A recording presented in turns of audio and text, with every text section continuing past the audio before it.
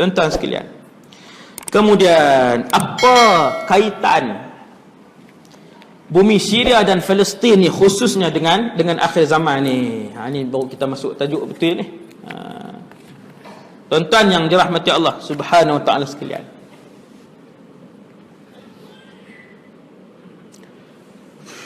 dalam satu hadis yang diriwayatkan dalam Sahih Muslim, Nabi kata tidak akan berlaku kiamat hatta yanzila ar-rumu bil a'maq aw bidabiq, sehinggalah Rom akan turun bertapak di satu tempat yang bernama a'maq ataupun dabiq. Hadis Sahih Muslim. Tuan-tuan tengok hadis ni. Hadis ni ulama sebut sebagai hadis seperti yang diterangkan oleh Nabi, Yaum al-Malhamah al-Kubra, hari penceraian daging yang paling besar sekali. Yaum al-Malhamah Kubra ini adalah peperangan yang paling besar dalam sejarah manusia. Ini saya sebut ringkasan lah, sebab dia ada tajuk ceramah khas yang tu. Ni dia tengok saya lah. Sebut tajuk ceramah khas, dia tengok saya. Maksudnya untuk akan datang lah tu. Tak tahu lagi, tak jamin kan. Wallahu a'lam. Tuan-tuan sekalian, Nabi sebut dalam satu hadis, jarang diceritakan, kita jarang diperdengarkan bahawasanya di akhir zaman nanti akan jadi satu peperangan di antara kalian dan juga Rom, dan ia adalah peperangan yang paling besar dalam sejarah peradaban manusia. Soalan dia tuan-tuan, perang tu berlaku ke tak lagi? Jawapan dia, ijma' semua ulama sampailah ke tahun ni 2016, perang itu belum berlaku. Tuan-tuan pernah dengar tak? Ni saya sebut. Dan fakta yang Nabi sebut dalam hadis tu tak perlu ditakwil dengan benda-benda lain dah, kerana Nabi sebut dengan jelas. Nabi kata Rom akan turun di satu tempat yang bernama A'maq, syakkar rawi dabiq. Tempat tu nama A'maq, ataupun perawi hadis tu kata A'maq Nabi sebut, ataupun dabiq. Tuan-tuan sekalian, A'maq dan dabiq ini duduk sebelah-sebelah, dekat macam ni je. Sebelah macam tu je. Daerah kecil duduk macam tu je. Nama daerah yang disebut oleh Rasulullah itu ada sampai hari ini di Syria. Ini sejarah Syria ni yang nak sebut ni.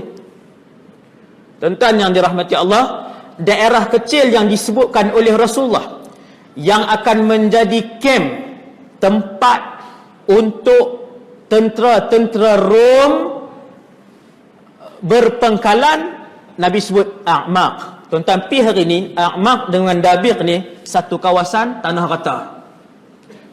Dia tak ada bangunan, hospital, sekolah, dia kawasan tanah rata, kosong. A'maq atau Dabiq. Dan perang ni belum berlaku. Apabila mereka turun ke situ, maka akan berlakulah pertempuran yang paling dahsyat di antara umat Islam dan juga tentera Rom. Ulama bahas di sini ada khilaf. Rom ni siapa?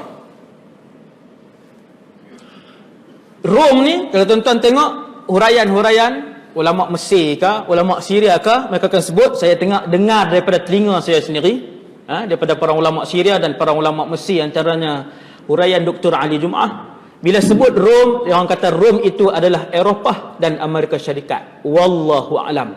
Yang tu pun tafsiran ulama, ijtihad ulama. Kalian akan berperang dengan mereka. Mereka akan turun sampai ke A'maq, kemudian mereka akan berdiri di bawah 70 lebih bendera. Nabi sebut syiarah. Maksudnya 70 lebih negara. 70 lebih negara.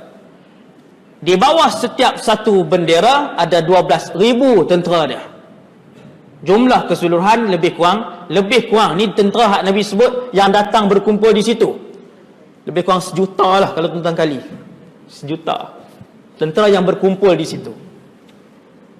Dan ketika itu kata Rasulullah, umat Islam akan dipimpin oleh salah seorang daripada keturunanku. Namanya seperti namaku, nama ayahnya seperti nama ayahku. Dan dia disebut Muhammad ibn Abdullah Al-Mahdi.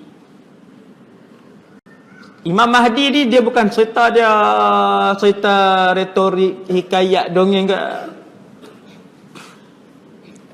Imam Mahdi ni disebabkan terlalu banyak hadis-hadis yang bercakap tentang Imam Mahdi, terlampau banyak sahabat yang sebut tentang Imam Mahdi, melebihi 50 orang sahabat, menjadikan hadis Imam Mahdi mutawatir maknawi.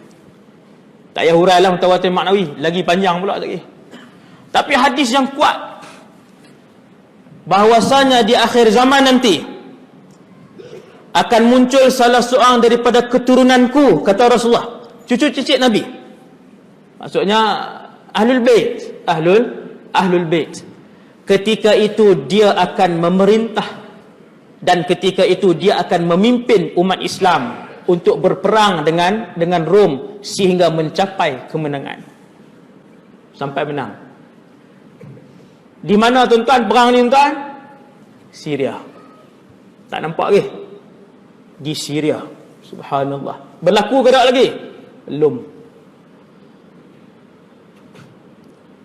Tuan-tuan baca hadis lain, Nabi akan sebut ketika mana Rom bawa turun dia punya tentera dia, tak tahulah berapa puluh juta orang, wallahu alam. Hak Nabi sebut tadi yang berhimpun saja, yang nak datang lagi dan sebagainya, wallahu alam. Ketika itu Al-Imam Muhammad ibn Abdullah baru saja dibai'ah. Saya masuk cerita Imam Mahdi. Imam Mahdi sejam 30 minit. Cerita Imam Mahdi saja. Dia punya perwatakan dia dibai'ah di mana sebagainya. Selepas dia dibai'ah di Mekah, dia mesti dibai'ah di Mekah. Kalau bai'ah di Masjid Durian Burung, yang tu bukan Imam Mahdi. Confirm boleh menampak. Tuan-tuan, Imam Mahdi ni hadis kriteria dia Nabi sebut begitu terperinci sehingga kan orang tak boleh mengaku Imam Mahdi. Siapa-siapa mengaku Imam Mahdi, kita boleh tanya dia 1, 2, 3, 4, 5, 6. Dia akan dibai'ah di Makkah. Setelah dia dibai'ah oleh sekumpulan ulama daripada Iraq dan juga Syam. Nampak tuan? Iraq dan juga Syam. Iraq ni pun hebat, sebab di kalangan 25 orang Rasul, daripada Iraq 4 orang. Daripada Iraq 4 orang. Daripada 25 Rasul tu, Nabi Idris, Nabi Nuh, Nabi Ibrahim, Nabi Yunus alaihissalam. Daripada Iraq. Ketika Imam Mahdi dibai'ah, yang paling awal mengangkat dia untuk dibai'ah oleh orang Islam lain adalah 2 kumpulan ulama. Yang pertama daripada Syam dan yang kedua daripada Iraq. Pak tuan, Syam. Ulama Syam. Ulama Syam. Yang ni akan angkat bai'ah, kemudian orang lain pakat bai'ah. Tanda yang paling besar bahawa dia itu adalah Imam Mahdi adalah satu lagi hadis lain yang diriwayatkan, juga hadis sahih, iaitu satu tentera akan keluar daripada tentera zalim yang Nabi sebutkan sebagai Al-Jayshus Sufyani. Nabi gelarkan mereka ini sebagai pasukan Sufyani. Yang ni para ulama khilaf banyak yang ni. Kita pun tak tahu siapa mereka. Tentera Sufyani. Banyaklah tafsiran dia, takwilan dia, uraian hadis ni. Cuma Nabi kata tentera Sufyani yang zalim ini setelah mendengar bahawasanya Imam Mahdi telah dan sedang dibai'ah di Makkah. Bai'ah ke tak ya tuan? Belum. Dia akan dibai'ah di Makkah. Setelah mendengar tentera zalim daripada Syam juga, satu kumpulan tentera yang zalim akan keluar beramai-ramai untuk menyerang pasukan yang baru dibentuk oleh Al-Imamul Mahdi. sampai di satu tempat yang bernama Baida. Dalam hadis disebutkan, fa idza kanu bi Baida minal ard, apabila tentera Sufyani ini sampai ke satu tempat yang bernama Baida, maka mereka keseluruhannya ditelan oleh bumi. Bumi buka macam tu, telan. Yang selamat hanyalah satu atau dua tentera sahaja. Tentera jahat yang selamat inilah yang pergi beritahu bahawasanya keseluruhan Sufyani telah pun ditelan habis. Hadis yang Nabi sebut bahawasanya tentera ini, Sufyani ni, yang nak serang kumpulan yang membai'ah Imam Mahdi, ditelan di bumi yang bernama Baida. Baida ni di Madinah. Baida ni kalau tuan-tuan pergi Madinah, tuan-tuan boleh ziarah nak tempat nama Baida. Bagi tahu driver taksi tu kata nak pergi Baida, nak tengok. Pergilah tuan-tuan, pergi umrah banyak kali dah, duk pergi tengok ayat kencing unta lah. Duk kena muhung dengan travel, duk ulang pergi minta maaf. Yang tuan-tuan travel minta maaf lah. Ini teguran pedas saya. 4 kali pergi, 4 kali itulah ladang unta. Allahu Rabbi. Banyak tempat lagi nak boleh pergi ziarah. Tempat Nabi dibesarkan di Saadiah pun tak pernah sampai lagi. Kami pergi dah, alhamdulillah. Saadiah, tempat Nabi duduk 5 tahun tu. Ada perkampungan dia. Apilah situ. Ni kira duduk pergi pasal kurma je. Sampai boleh cakap Arab lah hak jual kurma tu. Sampai boleh cakap Melayu. Hak jual kurma tu. Iklan ni, boleh tiak sikit.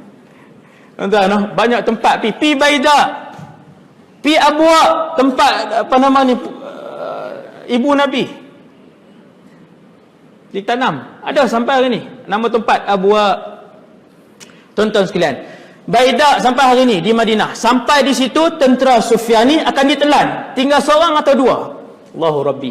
Itulah petanda paling besar bahawasanya yang sedang dibai'ah di Masjidil Haram Makkah itu adalah Al-Imam Muhammad ibn Abdullah Al-Mahdi, cicit Rasulullah, cicit yang paling bawah, yang ke bawah kita tak tahu kan, silsilah dia Hasan dan Husain, dan dia adalah manusia yang paling bertakwa di atas muka bumi Allah ketika itu.